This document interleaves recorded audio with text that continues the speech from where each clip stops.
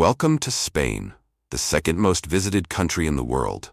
Tourists flood in here so much that sometimes even the locals feel like they're on vacation, in their own country. If you suddenly feel the ground shaking, don't panic. It's not an earthquake. It's just some flamenco dancers stomping with a little too much passion. But if you see a massive crowd sprinting for their lives, you'd better run too. Chances are, it's the running of the bulls, and if you're not quick enough, you might end up in an adrenaline-fueled event you never signed up for. And of course, talking about Spain without mentioning football would be a crime. But today, let's put Real Madrid and Barcelona aside and dive into the quirky, fascinating, and downright exciting things that make this country so incredible. 1. Spain, where siestas are sacred. Spain is located in southwestern Europe, covering most of the Iberian Peninsula and sharing borders with France, Portugal, and the Mediterranean Sea, with an area of over 505,990 square kilometers. The population is around 48 million, but in the summer, that number might make you question reality, as tourists flood the country to the point where it feels like the entire planet has decided to vacation in Barcelona. As a country that absorbs every ray of sunlight, Spain experiences summers that are scorching, literally. People joke that if you want to fry an egg without a stove, just place a pan on the sidewalk, and nature will take care of the rest. To combat the heat that seems to want to cook the whole world, the Spanish have created an invention of cosmic proportions, the siesta. From around 2 to 5 p.m., shops shut down, streets turn eerily empty like a post-apocalyptic movie, but in reality, everyone is just happily napping. And that's not all. The Spanish have another habit that confuses tourists: late-night dinners. While people in other countries have already digested their meals and are getting ready for bed, in Spain, ordering dinner at 9 p.m. is still considered a bit early. Restaurants don't really get busy until 10 p.m., and meals often stretch well past midnight. In Spain, no one ever seems to be in a rush, except, of course, when they're sprinting for their lives from raging bulls in Pamplona. 2. Run, fight, survive, Spain's wildest bull traditions. In Spain, if life feels too peaceful and you want to get your heart racing naturally, why not try Encierro, the ultimate survival race with bulls? Every July in the city of Pamplona, hundreds of people dressed in white with red scarves gather along an 850-meter route, waiting for the moment when their 600-kilogram four-legged competitors are released.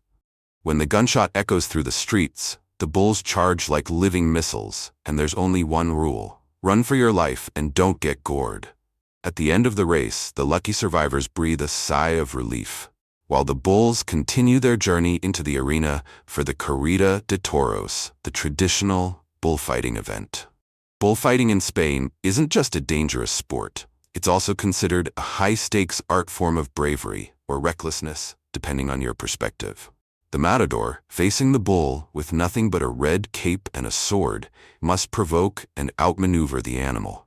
However, fun fact, bulls are actually colorblind, so the red cape is just for dramatic effect. A match typically lasts around 20 minutes, and if the matador isn't quick enough, he might end up as the bull's personal punching bag. Not everyone is a fan of this tradition. Some regions, like Catalonia, have banned bullfighting, while others continue to uphold it as part of their cultural heritage. Whether you're running for your life or just watching from a safe distance, one thing's for sure: Encierro and bullfighting are among the most thrilling and nerve-wracking cultural spectacles Spain has to offer. 3. Barcelona, the city. Designed with a ruler, but Gaudí disagreed. If there were a competition for the most perfectly squared city in the world, Barcelona would take home the gold medal. From above, the city looks like a giant Excel spreadsheet, with streets laid out in a flawless grid pattern. And the man who held the ruler and drew modern Barcelona was Ildefons Cerdà, an ambitious engineer from the 19th century. Before his plan, Barcelona was like a matchbox stuffed with too many matches, as its growing population was crammed within medieval fortress walls. Seeing this chaos, Cerdà decided to expand the box with a plan called Eixample, which literally means expansion in Catalan. He created perfectly square housing blocks, each measuring 113 by 113 meters, with chamfered corners to improve traffic flow. He even left room for green spaces, ensuring that people could breathe in the bustling city.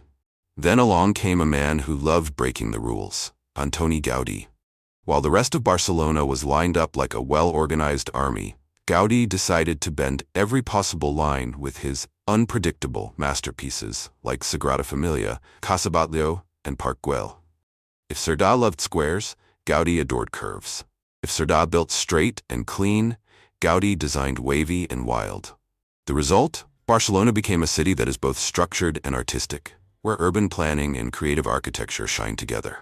Today, Barcelona is not just beautiful, but also incredibly smart. The city is developing superblocks, turning many streets into pedestrian-friendly zones, limiting car access to reduce pollution. Parking lots are slowly being replaced with mini-parks, and smart sensors are being used to manage lighting and traffic. In short, if you love order and precision, thank Cerdà. If you admire quirky and breathtaking buildings, thank Gaudí. And if you just want to enjoy Barcelona, simply walk, sip some sangria, and experience the city your way. 4. Flamenco, when the soul becomes melody. Flamenco isn't just a dance. It's an emotional storm combined with an expert-level foot-stomping workout. If you've ever seen someone stomping their feet, clapping fiercely, and throwing intense looks that scream, "I'm suffering, but I look fabulous doing it," then congratulations, you've witnessed the essence of Spanish artistry. Flamenco originated from the gypsy communities in Andalusia, who believed that when life gets tough, the best way to express emotions isn't through tears, but through passionate, dramatic dance moves. The result? A fiery combination of soulful yet intense guitar melodies, rapid foot stomping that could shake the earth, and rhythmic clapping that sounds like a stadium cheering for a championship match. If you think flamenco is easy, imagine wearing wooden shoes, stomping the ground at the speed of an industrial press machine, while keeping a facial expression that's both tragic and majestic. Oh, and don't forget the massive layered dress, making the dancer look like a cake of passion, ready to set the stage on fire. Today, flamenco has spread far beyond Spain. But if you want to experience authentic Spanish flamenco, head to Seville or Granada, where dancers stomp with such intensity, they might just cause a minor earthquake. And if you dare to try flamenco yourself, be prepared for a week of sore legs. But hey, at least you'll have some epic photos to show off on social media. Number 5. Princess Leonor, the royal family's last hope. The Spanish royal family was once a symbol of national pride, but a series of scandals have severely damaged their reputation. Former King Juan Carlos I was embroiled in numerous corruption allegations, including accepting bribes from international contracts and hiding wealth in secret offshore accounts. Public outrage reached its peak, forcing him to abdicate in 2014 and go into exile in the UAE. Adding to the controversy, Iñaki Urdangarin, husband of Princess Cristina, King Felipe VI's sister, was sentenced to 6 years in prison for embezzling millions of euros from public funds through a non-profit organization. These scandals fueled criticism and distrust, leading many Spaniards to question the relevance of the monarchy. Amidst this crisis, Princess Leonor, the heir to the throne, has emerged as a beacon of hope for restoring the Spanish royal family's image. Despite being only 18, she has already demonstrated intelligence, resilience, and a strong sense of duty. Fluent in multiple languages, she has an outstanding academic background from UWC Atlantic College, a school known for educating European royals, and is currently attending the Spanish Military Academy, a crucial step in showcasing her commitment to her future role. Beyond her education, Leonor has won public admiration with her confident demeanor, eloquent speeches at major events, and a more approachable connection with the people, especially the younger generation. She appears in public with humility, yet undeniable charisma, a stark contrast to the extravagant and scandal-ridden image of past royal figures. Her dedication to royal responsibilities has helped restore some faith in the monarchy, particularly at a time when many Spaniards have called for its abolition. 6. The 12 Grape Challenge on New Year's Eve. In Spain, there is a tradition called Las 12 Uvas de la Suerte, the 12 lucky grapes. Exactly at the stroke of midnight on New Year's Eve, everyone eats 12 grapes within 1 minute.